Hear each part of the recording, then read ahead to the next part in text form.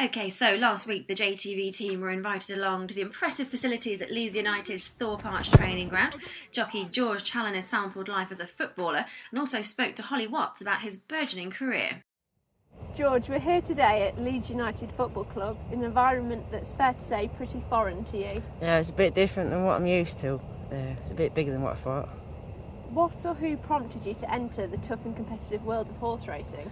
I've been brought up from it from a little kid. When I left school, that's the first thing I wanted to do. My granddad was a jockey, his brother was a jockey, sort of bred into me, to be honest. How big an influence has the Northern Racing College been with regards to your development? It's been a great thing for me, they've done a lot for me, they've supported me through everything. They've took me to Ireland the other year, France, Dubai last year, they're always looking after me.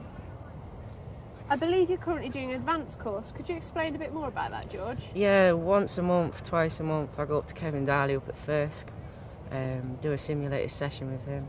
I have a person from the Northern Racing College come to me every now and again with modules and stuff to do on paper.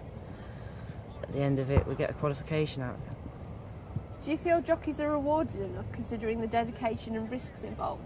Yeah, it's a hard life, dedication in the mornings to get up for work, watching what you're eating, and unsociable hours. With claiming £7, do you struggle with your weight then? I have to watch what I eat, but touch wood, I'm not doing too bad with it. So do you still have a guilty pleasure, food-wise? Like McDonald's every now and again, who doesn't? If you could change one thing about racing, what would it be? It would have to be the unsociable hours, I suppose. It could be from 7 in the morning to God knows in the afternoon, and then go back in the afternoon for evening stables. And then you've got racing on top of that.